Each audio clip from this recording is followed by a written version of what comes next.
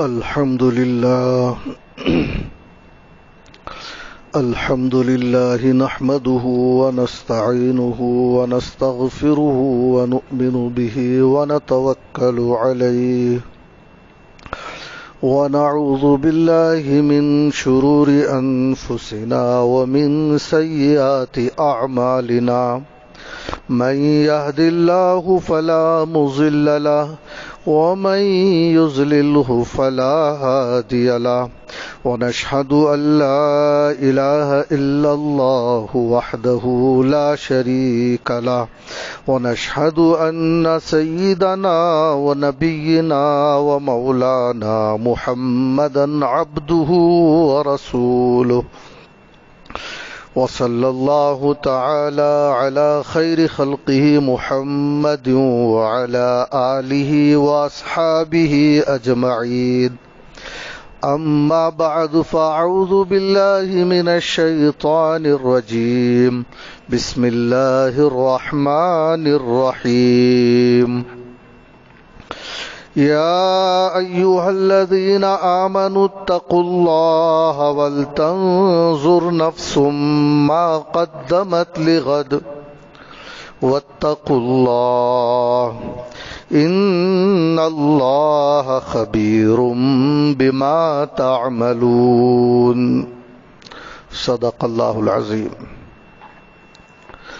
بزرگان محترم، نوجوان ساتھیوں، آپ حضرات اس بات کو اچھی طرح جانتے ہیں اور واقف ہیں کہ گزشتہ مہینہ بھی اس طرح کی ایک مجلس منعقد ہوئی تھی جس کے اندر میں نے صاف صاف اس بات کا آپ کو اندازہ کرانے کی کوشش کی تھی کہ ہم یہاں ایک عظیم مقصد کے تحت جمع ہو رہے ہیں۔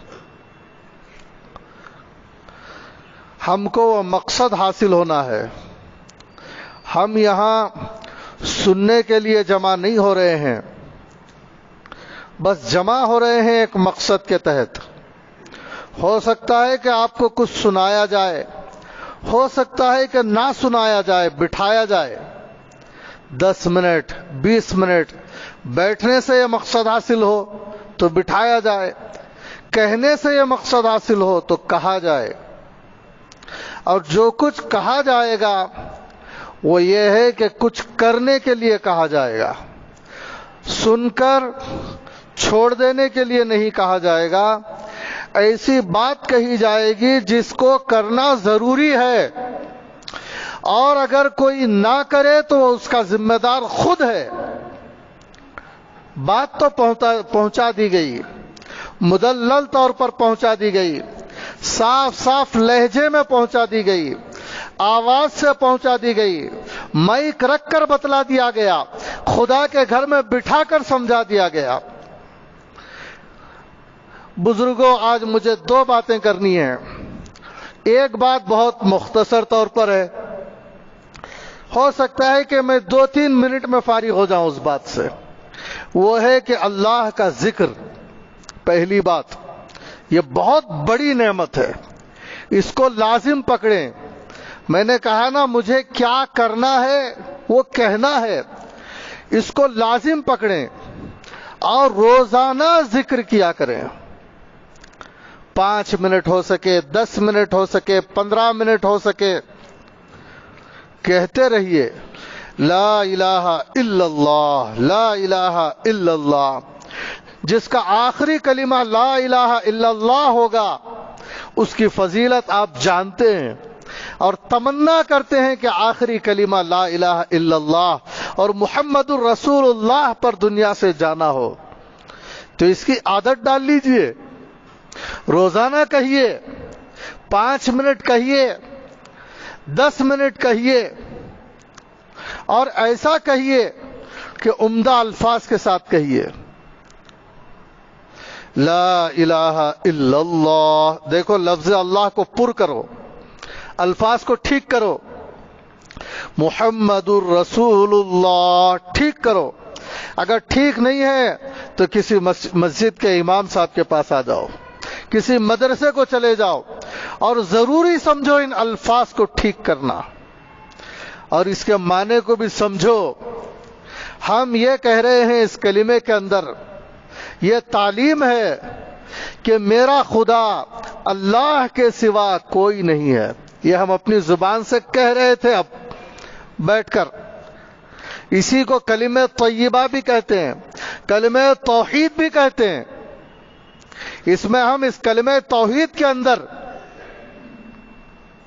اللہ کے ایک ہونے کا اقرار کرتے ہیں، اعتراف کرتے ہیں، اور اس بات کو کہتے ہیں کہ اللہ وحدہ لا شریک کے علاوہ میرا پروردگار کوئی نہیں ہے، اور میری عبادت کا رشتہ اس کے علاوہ کسی سے قائم نہیں ہو سکتا. اگر مجھے زبان سے عبادت کے کلمات کہنے ہیں تو وہ اللہ کے لیے کہے جا سکتے ہیں. میرے سر کو جھکانا ہے تو میں اللہ کے سامنے جھکا سکتا ہوں. اگر کوئی چیز مجھے پوچھنا ہے، مدد طلب کرنا ہے، شفا مانگنا ہے، یا اپنی غریبی کی حالات رکھنا ہے، یا اپنی بے چینیوں کو رکھنا ہے، یا کسی مجبوری کو رکھنا ہے، تو میں اللہ کے سامنے رکھ سکتا ہوں، کیونکہ میرا پروردگار میری بات سن سکتا ہے. وہ دیکھتا ہے، وہ سنتا ہے، وہ سمیع ہے، وہ بصیر ہے، اور وہ مدد کرتا ہے. ایاک نعبد و ایاک نستعین. ہمارا معبود وہی ہے، ہم اسی کی عبادت کرنا ہے. اے اللہ ہم تیری ہی عبادت کرتے ہیں. یہ جملہ ہر نماز میں، ہر رکعت میں ہم کہتے ہیں. غور کیجئے کہ زبان سے ہم کیا کہتے ہیں خدا کے دربار میں آ کر، کہ ہم تیرے ہی بندے ہیں اور تجھی سے مدد مانگتے ہیں. وَإِيَّاكَ نَسْتَعِينُ. تجھی سے مدد طلب کرتے ہیں. ہم تیرے بندے ہیں. جھکنے کے لیے ہم نے تیرے در کا انتخاب کیا ہے، اور مانگنے کے لیے بھی ہم نے تیرے ہی دربار کا رخ کیا ہے. تیرے سامنے مانگتے ہیں، تو عطا فرمانے والا ہے، یہ ہے ہمارا یقین. کلمہ توحید ہے یہ، اور کلمہ طیبہ بھی ہے یہ. آدمی کو پاک کر دیتا ہے، اس کے دماغ کو پاک کر دیتا ہے، اس کی نگاہوں کو پاک کر دیتا ہے، اس کے کانوں کو پاک کر دیتا ہے، اس کی زبان کو پاک کر دیتا ہے، اس کے دل کو پاک کر دیتا ہے، اس کی روح کو پاک کر دیتا ہے. وہ ہر چیز سے پاک ہو جاتا ہے اور دور ہو جاتا ہے. کہتا ہے کہ میں دور ہوتا ہوں کفر کی گندگی سے، میں دور ہوتا ہوں شرک کی نجاست سے، میں دور ہوتا ہوں ہر قسم کی معصیت کی گندگی سے، اپنی روح کو ہر قسم کی سیاہی سے، ظلمات سے یہ کلمہ کہہ کر دور کر دیتا ہوں اپنے آپ کو. ہر قسم کی گندگی سے میں دور ہو گیا. یہ کلمہ کہہ کر اعلان کر دیا، کہا کہ بتوں اب مجھ سے امید نہ رکھنا. میں اب تمہاری وجہ سے خدا وحدہ کا میں انکار کرنے والا نہیں، اور بتوں کو نا امید کر دیتا ہے کہ اب میں شرک کرنے والا نہیں، اور دنیا کے ہر انسان کو نا امید کر دیتا ہے کہ اے غافلو، اے خدا سے غفلت برتنے والو، اے آخرت کا احساس نہ رکھ کر زندگی گزارنے والو، یہ امید مجھ سے نہ رکھنا کہ اب میں خدا سے غافل ہو کر زندگی گزاروں گا. اب میں نفس کے بہکاوے میں آنے والا نہیں ہوں، شیطان کے وسوسوں میں آنے والا نہیں ہوں، بلکہ کسی دنیا کے اعزاء و اقربا کے بہکاوے میں، دوستوں کے بہکاوے میں، رفیقوں کے بہکاوے میں آ کر خدا کی نافرمانی نہیں کر سکتا. یہ مطلب ہے کلمہ طیبہ کا. میں نے کلمہ طیبہ پڑھ لیا ہے اور اپنے خدا کو معبود بنا لیا ہے، جو دیکھتا ہے، جو سنتا ہے، جو بولتا ہے، بڑی قدرت والا ہے، جس کی مدد سے میرا وجود قائم ہے.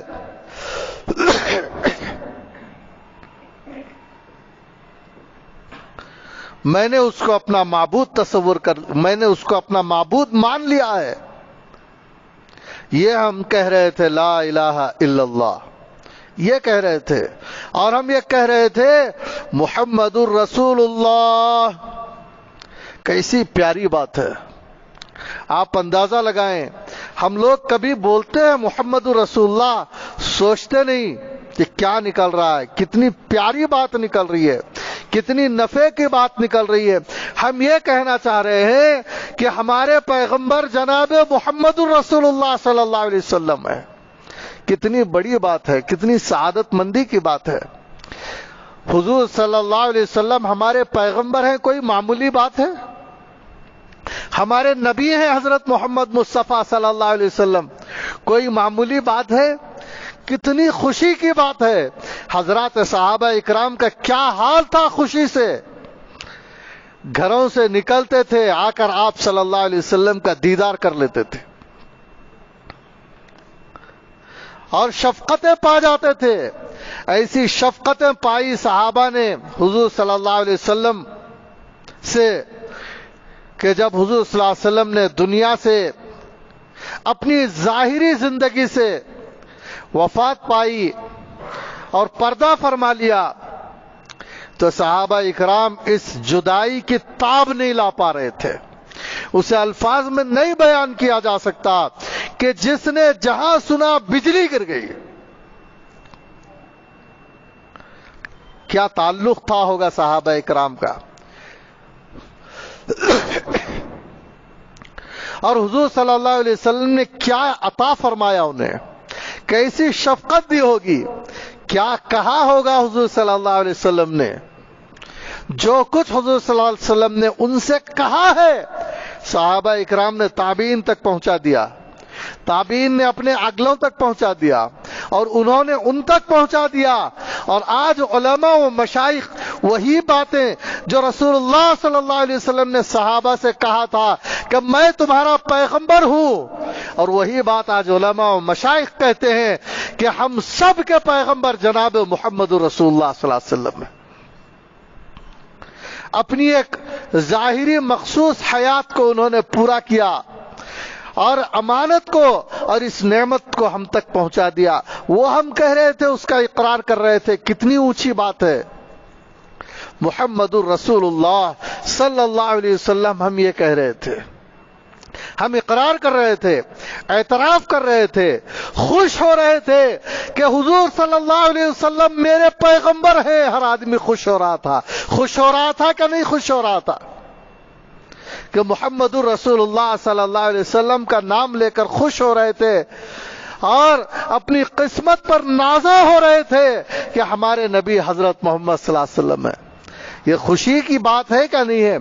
سوچ کر دیکھیے, سمجھ کر دیکھیے, عقل سے غور کیجئے تو پتا چلے گا کہ کتنی بڑی بات کہہ رہے تھے. اللہ تبارک و تعالی اس بڑی بات کی لاج رکھنے کی ہمیں توفیق اور ہمت عطا فرمائے, اور آمین کے ساتھ اسباب بھی اختیار کیجئے اور کوشش کیجئے کہ زبان سے کہہ رہے ہیں, دل سے بھی پتا چلے کہ محمد رسول اللہ صلی اللہ علیہ وسلم کا دل ہے. دیکھو جی, کیسی نرمی ہے اس دل کے اندر, کیسی لطافت ہے. سنگ دلی کو چھوڑ دو, بزدلی کو چھوڑ دو, دل کے عیوب کو دور کرو, دل کو ایسا دل بناؤ جیسا کہ ہمارے نبی کریم صلی اللہ علیہ وسلم کی تعلیم ہے. آنکھوں کو ایسی حیا دو اور کوشش کرو اس طرح بے حیائیوں سے بچاؤ. پتا چلے کہ محمد الرسول اللہ صلی اللہ علیہ وسلم کا امتی جا رہا ہے, اللہ کا بندہ گزر رہا ہے اس گلی سے جس کی نگاہیں نہیں بہکتی. اپنے کانوں کو وہ اطاعت خداوندی دو, سکھلاؤ سبق, اور اپنے کانوں کو وہ سبق پڑھاؤ کہ وہ خدا کی نافرمانی نہ کریں اور رسول اللہ صلی اللہ علیہ وسلم کے راستے سے ہٹنے نہ پائے. اور پتا چلے کہ محمد رسول اللہ صلی اللہ علیہ وسلم جن کاموں کو سننے کی تعلیم اس کو دیے ہیں, یہ امتی وہی سنتا ہے اور اس کے علاوہ کچھ نہیں سنتا. تیار ہیں اس کے لیے آپ لوگ؟ اس سے بڑی سعادت مندی کی بات اور کیا ہو سکتی ہے؟ زبان کو اطاعت سکھاؤ اللہ کی, اور پیغمبر کی اطاعت سکھاؤ, اور اپنی زبانوں پر تالا لگا لو ہر اس چیز سے جس کو اللہ تعالی نے منع کیا ہے. اس زبان سے ادا نہیں ہونا ہے. کوئی کفریہ بات نہیں نکلنی ہے، کوئی شرکیہ جملہ زبان سے نہیں نکلنا ہے، کوئی جھوٹ نہیں نکلنا ہے۔ حضرت شیخ عبد القادر جیلانی رحمت اللہ علیہ کے اوپر ایک مرتبہ ایسی آزمائش کا وقت آیا کہ اگر سچ بولیں گے کہ میرے پاس اشرفیہ ہے تو اشرفیاں چلی جائیں گی، اگر اشرفیوں کو بچانا چاہتے ہیں تو زبان سے جھوٹ بولنا پڑے گا۔ طالب علم تھے، پڑھنے کے لیے جا رہے تھے، اس ابتلا میں مبتلا کیے گئے، لیکن اللہ نے مدد کی، سچا جذبہ تھا، امتحان میں کامیاب ہوئے، آزمائش میں کامیاب ہوئے، اور زبان سے کہا، سچ کے راستے کو اختیار کیا، اگرچہ کہ اشرفیاں اس وقت ختم ہو جاتی ہیں، اس نقصان کو گوارا کر لیا، لیکن اپنی زبان کو جھوٹ میں ملوث کرنا گوارا نہیں کیا۔ شیخ عبد القادر جیلانی سے بھی قیامت کے دن ملاقات ہوگی، لہذا اس طرح ان واقعات سے سبق حاصل کیجئے اور اپنی زبانوں کو جھوٹ سے بچائیے۔ ہمت رکھتے ہیں، حوصلہ رکھتے ہیں، جذبہ رکھتے ہیں، اس سے بڑھ کر ہماری زبان کی کیا قسمت ہوگی، ہم اس سے بڑھ کر ہماری زبان کے ساتھ کیا حسن سلوک کر سکیں گے کہ ہم اس غلام کو رسول اللہ صلی اللہ علیہ وسلم کا امتی بنا دیں گے۔ اسی طرح سارے اعضاء کا معاملہ ہے۔ ہم یہ کہہ رہے تھے کہ ہم یہ بار بار کہہ رہے تھے کہ میں اللہ کا بندہ ہوں، کسی اور کا بندہ نہیں، کوئی اور مجھ سے بندگی کی امید نہ رکھے، اور میں رسول اللہ صلی اللہ علیہ وسلم کا امتی ہوں، مجھ سے کسی قسم کی خرافات کی امید نہ رکھے۔ میں کروں گا کچھ تو سنت کے مطابق کروں گا، میں میری زبان کو سنت سکھاؤں گا، میری آنکھوں کو سنت سکھاؤں گا، میرے دماغ کو سنت سکھاؤں گا، میری کانوں کو سنت سکھاؤں گا، میرے گالوں کو سنت سکھاؤں گا، میرے اعضاء و جوارے کو سنت سکھاؤں گا، میرے بدن کو سنت سکھاؤں گا۔ وہ ایسے بیٹھے گا جیسے بیٹھنا سنت ہے، وہ ایسے اٹھے گا جیسے اٹھنا سنت ہے، وہ ایسے سوئے گا جیسے سونا سنت ہے، وہ ایسے بیدار ہوگا جیسے بیدار ہونا سنت ہے۔ وہ اس وقت سوئے گا جب سونا سنت ہے، اور وہ اسی وقت بیدار ہوگا جب بیدار ہونا سنت ہے۔ میں اپنے جسم کو، اپنے اعضاء کو، اپنے دل کو، اپنے باطن کو رسول اللہ صلی اللہ علیہ وسلم کی اطاعت سے سچانا چاہتا ہوں۔ میرا رہبر، میرا رہنما، میرے پیغمبر جناب محمد رسول اللہ صلی اللہ علیہ وسلم ہے۔ یہ ہم کہہ رہے تھے۔ اب میں اس موضوع کی طرف آتا ہوں اور مختصر طور پر یہ کہنا چاہتا ہوں کہ آج میری گفتگو کا موضوع ہے مراقبہ۔ بزرگان محترم، ہمیں ایک چیز ذکر کرنے کی ضرورت ہے روزانہ، اور دوسری چیز مراقبہ کرنے کی ضرورت ہے۔ آج بہت سارے لوگ مراقبے سے غافل ہیں۔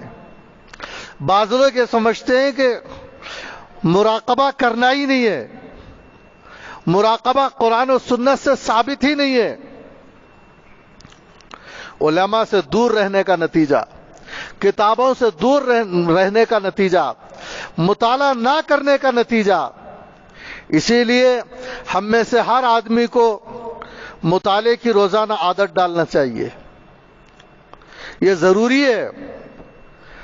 بہت سارے لوگ علماء بنتے ہیں، حفاظ بنتے ہیں، مفتیان اکرام بنتے ہیں، قراء بنتے ہیں، لیکن ہم میں سے ہر آدمی ضرورت کے بقدر علماء سے علم حاصل کرے، محققین سے علم حاصل کرے، مدارس سے علم حاصل کرے، مدارس میں جا کر پڑھے گا اور علماء کی کتابیں پڑھے گا، اور جو ہے محققین کی کتابیں پڑھے گا، تو اسے پتا چلے گا کہ مراقبہ کتنی بڑی ضرورت ہے ہماری۔ آج ہم میں سے بہت سارے لوگ مراقبے کو غیر علمی کام سمجھتے ہیں، غیر مدلل جو ہے ایسا کام سمجھتے ہیں کوئی جس کی کوئی دلیل نہیں ہے، یا کوئی بے ضرورت کا کام سمجھتے ہیں، کوئی گھڑا ہوا کام سمجھتے ہیں۔ یہ صحیح علم نہ ہونے کا نتیجہ ہے، اور صحیح قسم کے علماء حق کے قریب نہ ہونے کا نتیجہ ہے۔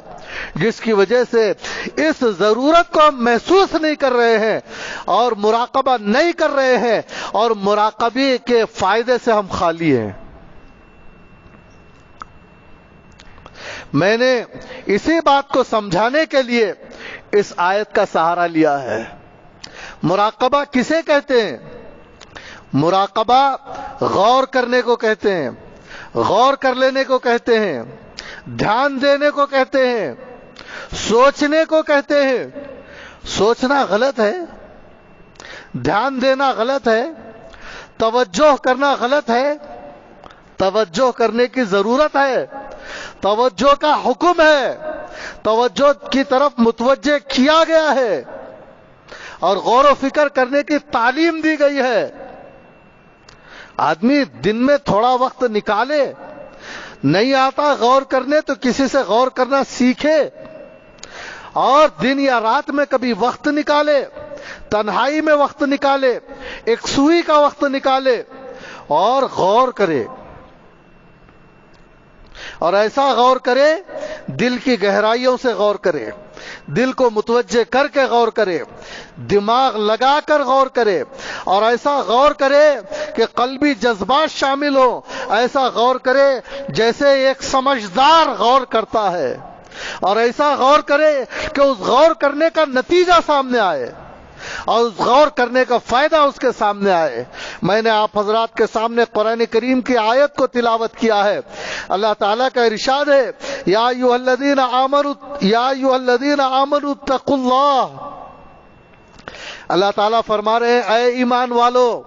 خطاب خاص ہے، مومن بندوں میں سے ہے اور ہم سے ہے. اللہ تعالیٰ کہتے ہیں اتقوا اللہ، ڈرنے کی تعلیم دی جا رہی ہے. ایمان والو، خالی ایمان لانا کافی نہیں ہے کہ میں ایمان لا لیا کہیں مطمئن ہو جاؤ گے. تمہیں ایک اور کام کرنا ہے، ایک علمی کام کرنا ہے اور ایک سمجھداری کا کام کرنا ہے. وہ یہ ہے کہ اتقوا اللہ، اللہ سے ڈرو. صرف ایمان لانا نجات کے لیے کافی نہیں ہے، بلکہ ایمان لانے کے ساتھ ساتھ اللہ سے ڈرا کرو. صبح اٹھ جاؤ تو ایمان کے ساتھ صبح کرتے ہیں، شکر ادا کرتے ہیں. الحمدللہ الذی احیانا بعد ما اماتنا والیہ النشور. کلمہ اللہ کا نام لے کر صبح کرتے ہیں. کہتے ہیں کہ اسی طرح ہر وقت تم اللہ تعالیٰ سے ڈرتے رہو. ڈرتے رہنے کی تعلیم دی گئی ہے. اگر کسی کے اندر ڈر نہیں ہے تو وہ سمجھے کہ پھر میرے لیے مشکل ہے. یہ چیز سوچے، غور کرے. آج ڈر کے بغیر زندگی ہو رہی ہے. مومن ہے اللہ کے ڈر سے خالی، کیسی محرومی ہے. ایسا نہیں ہو سکتا کہ ایک مومن صبح کرے اور ایسا صبح کرے جیسے ڈر ہی نہ ہو. دیکھ لے، اگر دیر سے اٹھائے تو گھبرا جائے، ڈر جائے. ڈر ہونا چاہیے. اٹھنے کے ٹائم پر اٹھ رہا ہے تو ٹھیک ہے، اگر جس وقت اللہ چاہ رہے ہیں اس کے اٹھنے کو اس وقت بیدار نہیں ہو رہا ہے پھر تو ڈر کی بات ہے. ڈر جاؤ. لہذا ڈرنے کی ضرورت ہے کہ ڈرو. اور وَلْتَنْظُرْ نَفْسٌ مَا قَدَّمَتْ لِغَدٍ. اور دیکھ لو، غور کر لو، قیامت کا دن آنے والا ہے. کل اللہ کے سامنے پیشی ہونے والی ہے. ہر ایک کو خدا کے سامنے پیش ہونا ہے. یہ سچی بات ہے کہ نہیں ہے؟ یقینی بات ہے نہیں ہے؟ پوری یقینی بات ہے. قرآن کریم میں صاف صاف قیامت کا تذکرہ موجود ہے. قیامت ضرور آئے گی. احادیث میں اس کا تذکرہ ہے. قیامت آئے گی. ہر آدمی کو اپنے اعمال کا حساب دینا ہے. یہ بات سچی بات ہے. تو غور کر لو. اور وہاں پر نیکیوں کی جزا دی جائے گی اور برائیوں کی سزا دی جائے گی. یہ سچی بات ہے، یہ طے ہے، یہ یقینی ہے.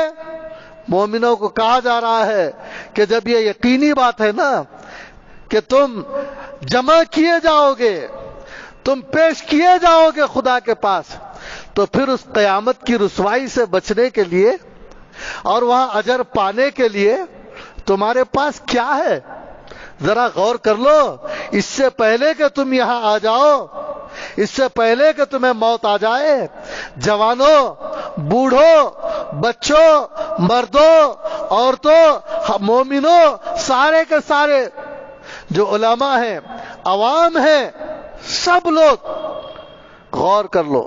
مالداروں اور غربا جو ہیں وہ بھی سب غور کر لو. جسے مرنا ہے اور جسے قیامت پر جس نے ایمان لایا ہے، جب تمہیں ایمان ہے تو غور کر لو تمہارے پاس قیامت میں جزا پانے کے لیے کیا چیز موجود ہے. ہمارے پاس توحید موجود ہے، ہمارے پاس ایمان موجود ہے، ہمارے پاس عقائد موجود ہے، ہمارے پاس نمازیں موجود ہیں، ہمارے پاس جو ہے روزے موجود ہیں، ہمارے پاس زکوٰۃ موجود ہے، ہمارے پاس ذکر موجود ہے، ہمارے پاس تلاوت موجود ہے، ہمارے پاس حج و عمرے موجود ہیں. اگر موجود نہیں ہے تو موجود کر لو. شرک ہے تو توبہ کر لو، توحید کی طرف آ جاؤ. بے نمازی ہے تو توبہ کرو اس چیز سے اور نماز کی طرف آ جاؤ. روزے کی اہمیت نہیں ہے تو اہمیت پیدا کر لو، تاکہ جب جزا بٹے گی کہا جائے کہ لاؤ بھائی تمہارے بھی روزے، تم کو اجر دیا جائے گا. زکوٰۃ ادا نہیں کر رہے ہیں، غفلت ہے، تو موجود کرو زکوٰۃ کو اور ادا کرو، تاکہ زکوٰۃ دینے والوں کو جب اجر دیا جائے تو آپ کو بھی اجر ملے، ہم میں سے ہر ایک کو اجر ملے جس کے اوپر زکوٰۃ ہے. حج فرض ہے، نہیں کیے ہیں تو پھر اجر نہیں ملے گا حج کا. کر لو، زندگی میں کام آئے گا، آخرت میں جزا ملے گی. ذکر نہیں کرتے ہیں، کرو. تلاوت نہیں کرتے ہیں، کرو. جب تلاوت کرنے والوں کو اجر تقسیم کیا جائے گا تو ہم سب کو اجر ملے. اس کی ہمت کرو، اس کی تمنا کرو، اس کی دعائیں کرو، اور ساتھ ہی ساتھ غور کر لو کہ کس طرح ایمان لانا چاہیے تھا. کیا ایک مومن جیسا ایمان لانا چاہیے؟ لائے ہو؟ مضبوطی کے ساتھ ایمان لائے ہو؟ کامل ایمان لائے ہو؟ دل کے گہرائیوں سے ایمان لائے ہو؟ کیا زبان سے خالی خالی اللہ کو مانتے ہو؟ جیسا اللہ کو ماننا مانتے ہو، جیسے رسول کو ماننا مانتے ہو، اور جیسے آخرت کو تسلیم کرنا تسلیم کرتے ہو، جیسے قبر کے عذاب اور ثواب کی امید رکھنا چاہیے رکھتے ہو، جیسے موت کا استحضار رکھنا ہے رکھتے ہو، جیسے کتابوں پر ایمان لانا ہے ویسے یقین رکھتے ہو، جیسے ملائکہ پر ایمان لانا ہے ویسا ایمان رکھتے ہو. غور کر لو، موقع ہے، ہر ایک غور کر لو. وہ غور کر رہا ہے کہ نہیں کر رہا ہے، یہ غور کر رہا ہے نہیں کر رہا ہے، ایسا نہیں. ہم میں سے ہر ایک غور کر لو. اگر جیسا غور کرنا ہے، جیسا یقین رکھنا ہے، اگر یقین رکھتے ہو تو اس یقین رکھنے کا بہت بڑا اجر قیامت کے دن پاؤ گے. اس کی محنت کر لو، کوشش کر لو، وقت نکالو. اپنے عقائد کو لے کر غور کر لو کہ میں کیسا عقیدہ رکھا ہوں، نبی پر کیسا عقیدہ رکھنا ہے اور میں کیسا رکھا ہوں. میرا عقیدہ رسالت کیسا ہے، میرا عقیدہ قیامت کیسا ہے، میرا عقیدہ قبر عذاب و ثواب کیسا ہے، میرا اللہ پر ایمان اور یقین کیسا ہے. غور کر لو. اگر کمی ہے تو دنیا میں دور کر لو، دور کی جا سکتی ہے اس کمی کو. اگر کسی کو معلوم نہیں ہے پوچھ لو، پوچھنے سے بتایا جائے گا. عقل نہیں ہے تو کسی سے عقل مانگ لو. طریقہ نہیں ہے تو کسی سے طریقہ سیکھ لو. کسی کی جوتیاں اٹھا لو، کسی کی عزت کر لو، کسی کی دعائیں لے لو، اور کسی سے کتابیں مانگ کر پڑھ لو. کوشش کرو، محنت کرو، اپنے روح سے یہ کمی دور کرو. اس کے بغیر آخرت میں نہ جاؤ. بڑے خطرات ہیں، بڑے مصائب ہیں. سچی بات کہہ رہا ہوں، ہمدردی والی بات کہہ رہا ہوں، علمی بات کہہ رہا ہوں. اسی طرح ہم کہتے ہیں ہمارے پاس نمازیں ہیں، اگر نہیں ہے تو پڑھو، اور پڑھتے ہو تو ذرا دیکھ لو کہ کیسی پڑھ رہا ہوں، کس نماز کا مطالبہ ہے، کیسا ادا کر رہا ہوں، الفاظ کیسے ہیں، کیا ایسا ہی بولنا ہے، میرا قیام کیسا ہے، کیا ایسا ہی کرنا ہے، میرا رکوع کیسا ہے، کیا ایسا ہی رکوع کا میرا مطالبہ ہے، اگر ایسا ہی سجدے کا مطالبہ ہے، اگر کمی ہے سجدے میں، رکوع میں، سیکھ لو. کوئی شرم کی بات نہیں ہے. نماز سیکھ لو، 2 مہینے میں آ جائے گی، 4 مہینے میں آ جائے گی، 6 مہینے میں آ جائے گی۔ سیکھنا شروع کرو اور ایسی نماز لے جاؤ جو دل کے جذبات کے ساتھ ہو، دماغ کے استحضار کے ساتھ ہو، رسول اللہ صلی اللہ علیہ وسلم کے سنتوں کے مطابق ہو۔ جب حضرت رسول اللہ صلی اللہ علیہ وسلم، حضرات انبیاء موجود ہو، حضرات صحابہ اپنی نمازیں پیش کر رہے ہو، تو ہم بھی اپنی نمازیں ان سے ملتی جلتی نمازیں لے کر جائیں۔ کیا ایسا نہیں ہونا چاہیے؟ ہونا چاہیے، ایسا ہی ہونا چاہیے۔ کیا اس کی محنت کی ہمیں ضرورت نہیں ہے؟ ضرورت ہے، ضرور ضرورت ہے۔ استحضار کرو اور سوچو، غور و فکر کرو، اپنی نماز کو لے کر مراقبہ کرو۔ ہماری نمازوں کے لیے مراقبے کی ضرورت نہیں ہے، ہمارے قیام کے لیے مراقبے کی ضرورت نہیں ہے۔ دیکھو ہمارے قیام کو، ہمارے رکوع کو، ہمارے سجدے کو، ہماری دل کی حالت کو نماز میں، اور کس بات کا تقاضا ہے، کس بات کی کمی ہے، اور کیا چیز ہونا چاہیے ہمارے نماز میں کہ جو واقعی نماز بنے جیسی نماز ہونی چاہیے۔ اس کمی کو دور کریں اور اس کمیوں پر نظر جانے کے لیے مراقبے کی عادت ڈالو۔ اسی طرح روزوں پر غور کر لو کہ کیسا روزہ رکھنا چاہیے، کہ سارے لوگ اپنے روزے لے کر آئیں گے، انبیاء آئیں گے، صحابہ آئیں گے، اولیاء آئیں گے، ہم بھی جانا ہے، لہذا مسائل کے مطابق روزے رکھو، پڑھو، روزے کو سمجھو کہ یہ فرض کیسا ہے اور زکوٰۃ کیسی ادا کرتے ہیں، مسائل کے مطابق ادا کرو، الٹپ ادا نہ کرو، اور حج کیسا کرتے ہیں، کہیں غفلتوں سے تو نہیں کرتے، ریاکاری سے تو نہیں کرتے، دیکھ لو اور سنت کے مطابق دل کی گہرائیوں سے، علمی انداز سے، نتیجہ خیز انداز سے حج کرو اور عمرے کرو، تاکہ دوسرے لوگ جب عمرے پیش کریں تو ہمارے عمرے پر ریجیکٹ نہ ہو اور غضبناک نہ ہو، یہ کیا عمرہ لے کر آئے ہو، یہ کیا حج لے کر آئے ہو، تب ہم دوسرا عمرہ کہاں سے لائیں گے، تب ہم دوسرا قسم کا حج کہاں سے لائیں گے۔ آج غور کر لو، آج غور کرنے کا موقع ہے، آج عمل کر لو، آج کیونکہ عمل کرنے کا موقع ہے، کل جزا پانے کا موقع ہے، عمل کو ٹھیک کرنے کا موقع نہیں ہے۔ یہ مراقبہ کر لو، اس کی تعلیم دی گئی ہے۔ یا ایھا الذین آمنوا اتقوا اللہ ولتنظر نفس ما قدمت لغد، اے ایمان والو موقع ہے تمہیں، غور کر لو، اپنے اعمال اگر نہیں کرتے ہیں تو کرو، اور اگر کرتے ہو تو ٹھیک طرح انجام دے دو۔ اور ایک بار کہا جا رہا ہے واتقوا اللہ ان اللہ خبیر بما تعملون، اے لوگو گناہ نہ کرو، شرک نہ کرو، بدعت نہ کرو، بڑی سخت پکڑ ہے کفر کی، شرک کی، بدعت کی، معصیت کی، تم سہ نہیں سکو گے۔ بے حیائی نہ کرو، بد نظری نہ کرو، میوزک نہ سنا کرو، بد زبانی نہ کیا کرو، گندے خیالات دماغ میں نہ لاؤ، اس کی بڑی سنگین سزا ہے۔ حسد نہ پیدا کرو، اپنے دل میں حب جان نہ لاؤ، اپنے دل میں ریاکاری کو بیٹھنے نہ دو، اپنے دل میں خباثتوں کو جمع نہ کرو، اپنے پیر سے غلطی نہ کرو، اپنے ہاتھوں سے کسی پر ظلم نہ کرو۔ واتقوا اللہ، ڈرو اس معاملے میں، ان اللہ خبیر بما تعملون، کیونکہ تمہارا معبود ایسا ہے جب تم بد زبانی کرتے ہو اسی وقت اسے خبر ہو جاتی ہے۔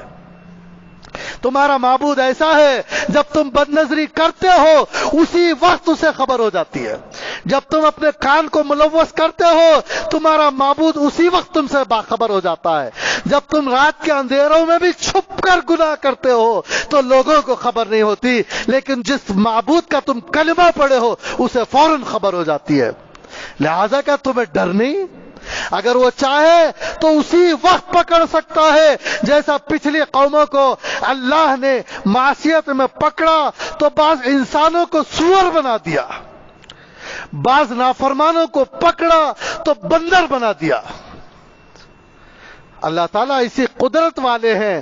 ڈرو، انسانوں سے چھپ کر گناہ کرتے ہو، سب مومنوں سارے ڈرو، بوڑھے بڑھاپے کے گناہ کرتے ہیں تو ڈرو، نوجوانوں کی نوجوانوں کی جوانی میں مست ہو کر کرتے ہیں جوانی والے گناہ، تو ڈرو۔ عورتیں اپنے گناہوں سے ڈرو، مرد اپنے گناہوں سے ڈرو، مالداروں کی مالداری کے جوش میں جو گناہ کر رہے ہو اللہ دیکھ رہا ہے، کہیں کنگال نہ کر دے۔ کہتے ہیں کہ ایک مالدار کو اپنے مال کا بڑا گھمنڈ تھا، اپنی بیوی کے ساتھ کھانا کھا رہا تھا، دسترخوان پر بڑی نعمتیں رکھی ہوئی تھی، کسی ضرورت مند نے صدا دی، پرواہ نہیں کیا، حقارت سے دیکھا، کمتر جانا، دھتکار دیا، برا سلوک کیا، ایسا برا سلوک کیا کہ اللہ کو برا سلوک پسند نہیں آیا۔ اللہ نے سزا دی، پکڑ کی۔ بعض دفعہ اللہ تعالیٰ دنیا میں بھی پکڑ فرما دیتے ہیں، تو دنیا میں پکڑ کی، اور پکڑ ایسی کی کہ وہ کھا رہا تھا تو ایک فقیر نے صدا لگائی، بیوی سے کہا کہ اس کی ضرورت پوری کر دو۔ بیوی ضرورت پوری کی اور اندر آئی تو بھیگی آنکھوں سے آئی۔ شوہر نے پوچھا تمہارے آنکھوں میں آنسو کیوں ہے؟ کیا اس فقیر نے کوئی بے ادبی کر دی؟ بیوی نے کہا نہیں، بے ادبی تو نہیں کی، ایک واقعہ یاد آ گیا۔ کیا واقعہ یاد آیا؟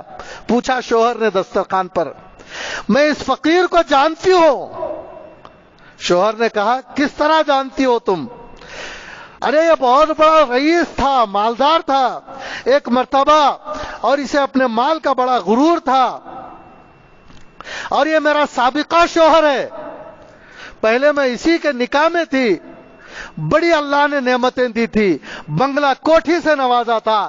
اسی طرح جیسے اب فقیر آیا ہے، اس وقت میں اس کے ساتھ دسترخوان پر بیٹھی تھی اور فقیر آیا، آپ نے تو اس پر رحم کیا، آپ نے اس کا خیال کیا اور مجھے کہا کہ یہ اٹھا کر فقیر کو دے دو، اور میں دے کر آئی، لیکن میں اسے پہچان گئی، اس کے ساتھ میں بیٹھی تھی، اس نے اس کے برا سلوک کیا تھا فقیر کے ساتھ، اور ایسا ہی یہ بے رحمی کرتا تھا، کنجوسی کرتا تھا، اللہ کے دولت میں اللہ کو یاد نہیں رکھتا تھا، اور لوگوں کو، غربا کو، ضرورت مندوں کو دھتکارتا تھا۔ ایک دن ایک فقیر کو دھتکار دیا، اللہ تعالیٰ کو پکڑ کرنی تھی، پتہ نہیں وہ کون فقیر تھا، اللہ نے پکڑ کی، اس کے بعد اس کے کاروبار گرنے لگے اور اس کے حالات بگڑنے لگے، حتیٰ کہ مجھے طلاق اس نے دے دی، طلاق واقع ہو گئی، سامان بک گیا گھر کا، اور حالات ایسے بگڑے، مکان بھی اس کے بیچنے پڑے اور کاروبار بھی اس کا ختم ہو گیا۔ یہ حالت ہو گئی۔ آج میں اسے اپنے در پر بھیک مانگتا ہوا دیکھ رہی ہوں تو مجھے ماضی یاد آ گیا کہ کیا شان تھی ایک زمانے میں۔ واقعی اللہ بڑے قدرت والے ہیں، اللہ کے لیے کوئی مشکل نہیں کہ اگر کان پکڑ کر کسی مالدار کو غریبوں کی صف میں کھڑا کر دے تو اللہ کو قدرت ہے۔ اس شوہر نے کہا میں بھی اپنا ایک واقعہ سناتا ہوں۔ اس شوہر نے سنایا کہ میں ایک واقعہ سناتا ہوں، جس وقت تم اپنے سابقہ شوہر کے ساتھ دسترخوان پر بیٹھ کر نعمتیں کھا رہی تھی اور ایک فقیر نے صدا لگائی تھی، وہ فقیر کوئی اور نہیں بلکہ وہ میں ہی تھا،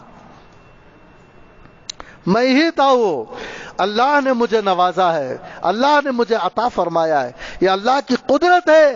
اللہ کسی فقیر کو پکڑ کر اونچائی پر پہنچانا چاہے تو کوئی اسے غریب نہیں کر سکتا، اللہ کو قدرت حاصل ہے۔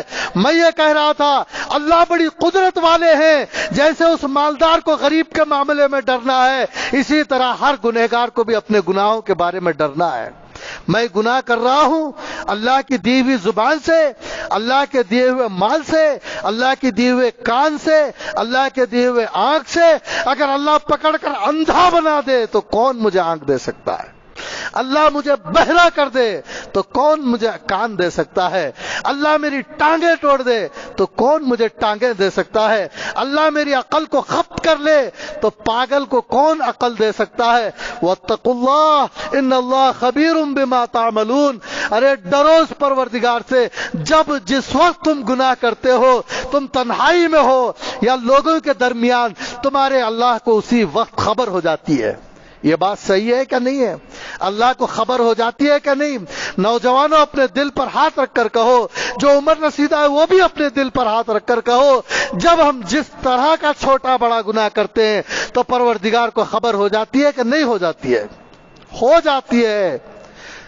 تو لہذا گناہوں سے توبہ کرنے اور سچی پکی توبہ کرنے کی کیا ہم سب کو ضرورت نہیں ہے؟ ضرورت ہے۔ یہی ہماری روح پر ہمارا احسان عظیم ہے۔ لہذا دو باتوں کی میں یہ بتانا چاہتا تھا کہ مراقبہ کیا کرو، اور مراقبہ یہ کیا کرو کہ غور کر لو مجھے قیامت کے دن جانا ہے، کہیں اعمال میں کھوٹ تو نہیں ہے؟ اعمال کا کھوٹ یہی دور کرو تاکہ اعمال قیامت میں رکھے جائیں تو جو ہے جنت میں جانا آسان ہو۔ اور مراقبہ کیا کرو، کوئی گناہ تو نہیں ہے جہالت سے، نافرمانی سے، خدا کی عظمت نہ ہونے کی وجہ سے ابھی موقع ہے توبہ کرنے کا۔ توبہ کر لو، توبہ کی ضرورت کو محسوس کر لو۔ آج توبہ کر لو گے، ابھی توبہ کر لو گے تو اس توبہ کی قیمت لگے گی، ورنہ قبر میں جانے کے بعد سوچتے رہو گے توبہ کرنا تھا، وہ تھا کام نہیں آئے گا، کرنا ہے یہ کام آئے گا۔ کرنا تھا نہیں، کرنا ہے۔ مجھے اپنے اعمال کو اختیار کرنا ہے اور اعمال کی کمی کوتاہیوں کو دور کرنا ہے اور برائیوں کو چھوڑنا ہے اور پوری طرح سے چھوڑنا ہے، ہر قسم کی برائی کو چھوڑنا ہے۔ اس بات کی تعلیم اس آیت کے اندر دی گئی ہے۔ آپ کے سامنے میں ایک اور مرتبہ اس کو پڑھتا ہوں۔ اعوذ باللہ من الشیطان الرجیم، بسم اللہ الرحمن الرحیم۔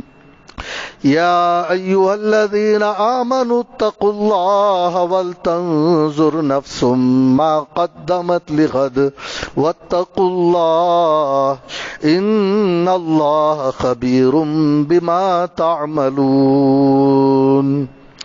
اللہ تعالی ہم تمام کو توفیق عطا فرمائے، شیطان کی شیطانیت سے بچائے اور نفس کی نفسانیت سے ہماری حفاظت فرمائے۔ وہ اعلان کرنا۔